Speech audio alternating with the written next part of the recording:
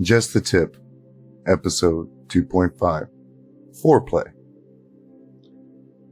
Good morning, good evening, good afternoon, whenever or wherever you are on this old rock we call the world, and welcome to another episode of Just the Tip. It struck me that I didn't really go into enough detail about just what a plotter is versus a pantser.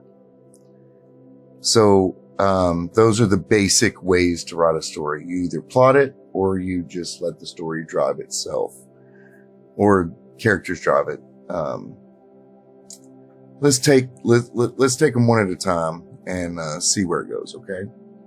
A plotter is someone who, in minute and painstaking detail, plans their story before they begin to write. A plotter is an analytical writer. They have a roadmap, a detailed itinerary for a trip, and a destination they wish to embark upon. A plotter pays close attention to structure and framing. Here are the pros of plotting. Plotters often have a greater confidence in the story before they even begin to write. Plotters' writing process tends to be quick and smooth, and plotted stories often have a steady pace. The cons of plotting? Plotting tends to feel mechanical, like there's a loss of discovery there, or an adventure that is missing. After plotting a story, usually writing it feels like, kind of like digging ditches, kind of like just busy work, and is really hard to stick with it, because you've done so much work already. And because they're so structured, plotted stories run the risk of feeling artificial, like plastic, like cookie cutter almost. At least mine do. A pantser, by sharp contrast, writes organically, and they tend to have a natural creative process that rises and falls as is necessary, to the decisions made by the characters or some other literary device. Now, here are the pros of pantsing. And so this might seem a little stilted because that's what I do, is I pants. I tend to make characters as believably as I possibly can, as you well know, and if you've been listening to these tips. But I have plotted stories and I like it. Sometimes it depends on the mood. I got to be really in the mood to plot a story out. But a pantser often describe having a greater sense of freedom within writing itself, within the craft. And then, they also have a sense of wonder and surprise that is equal to, the reader. We look forward to the ending and the story's trajectory and the twists and turns just as much as the reader does. And this allows us to see the story from the outside in and kind of tailor those stories to our audience. And often a pantser's stories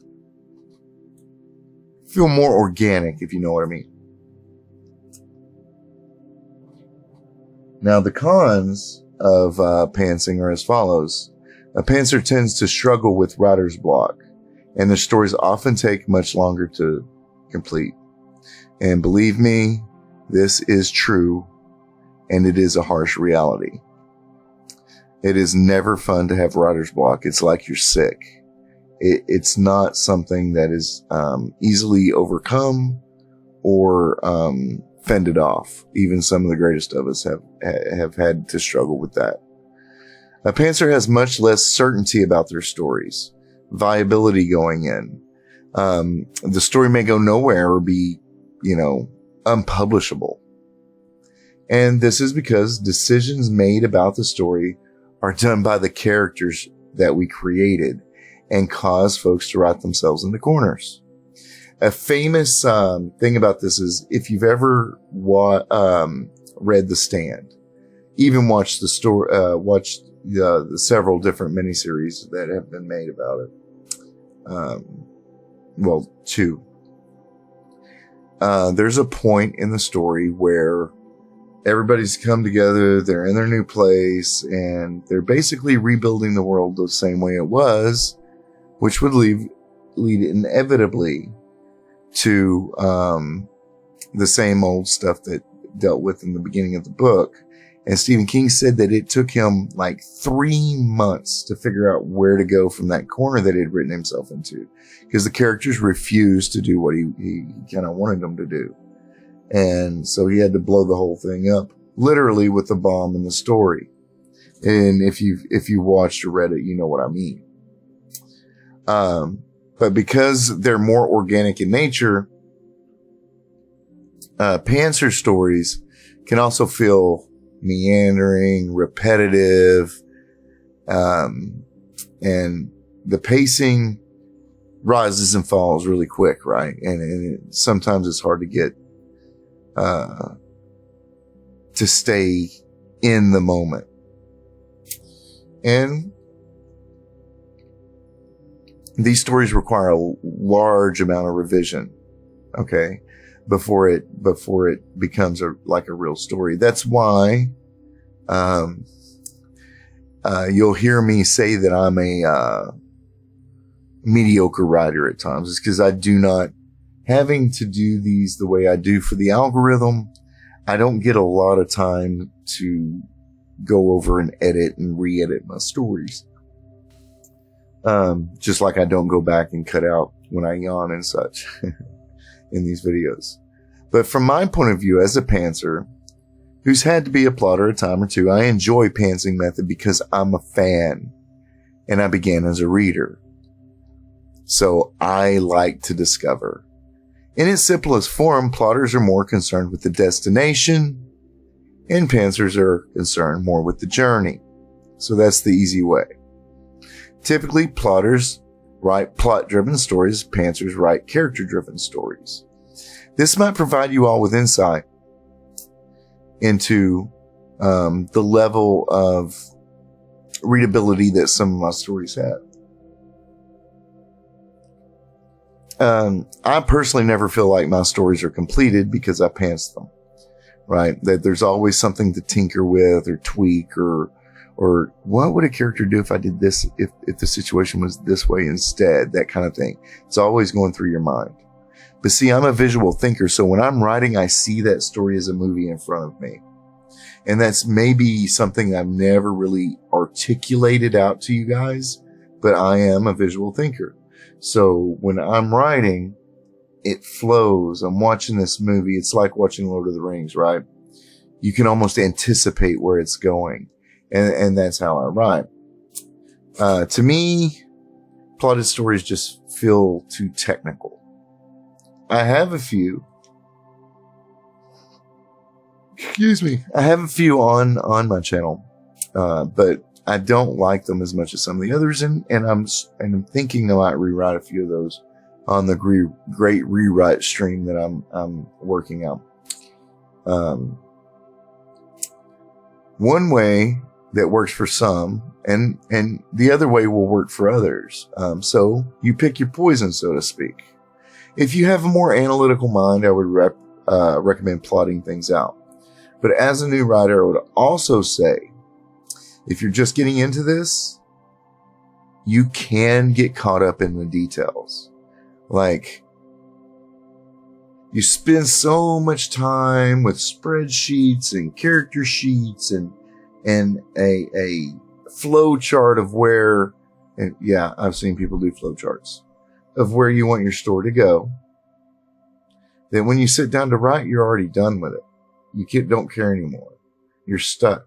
Or you just continually tinker with the structure before you actually sit down and do what's the most important thing, is to type out the story, right? I've discovered that with larger works, a guideline works for me. I tend to use, like, I've got 2 novels that I've written that I'm currently letting sit so I can forget, so I can rewrite them and launch them on Indiegogo, because I don't trust the mainstream publishing industry to have my best interest at heart. I really do not want to see one of my novels sold to somebody like Disney. So, at any rate, I tend to write a guideline as where I think it wants to go, and then I use my pantsing ability to create characters that drive the story in that direction. And no, the ending's never like I had anticipated it to be, but I always get to a place that way. Because larger works are a little bit harder to keep track of, and you need some sort of guide to keep you from making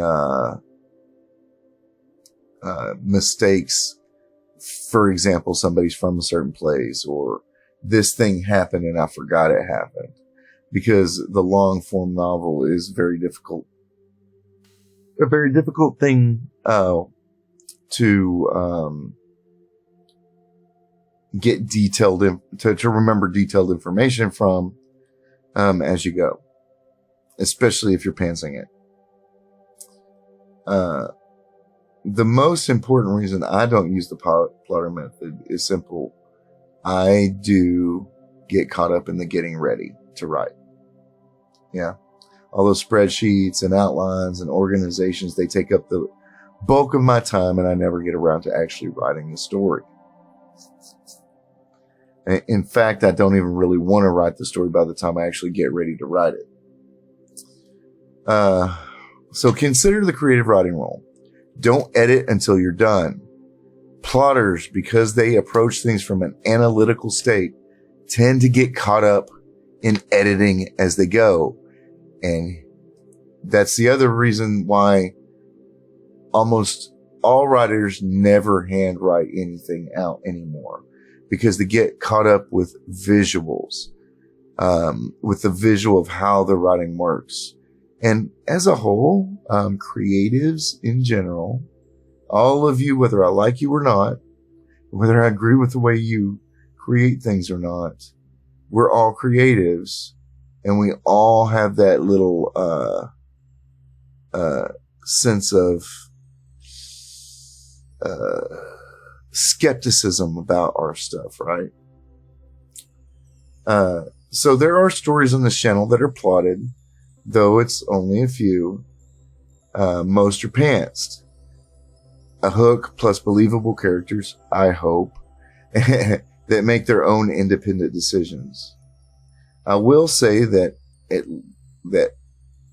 I will say this one last thing about pantsing, since this is my favorite method. Do not, no matter how tempting, force your characters to make specific decisions just to make sure the ending you foresaw comes to fruition. It's just as bad as forcing anything else. You don't want to force diversity. You don't want to force an outcome, because then it doesn't seem like a organic and natural story.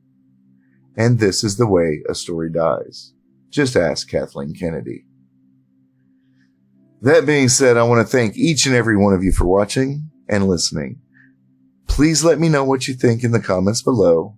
And as always, hit that like button only if I earned it in your minds, and consider subscribing if you have not done so already.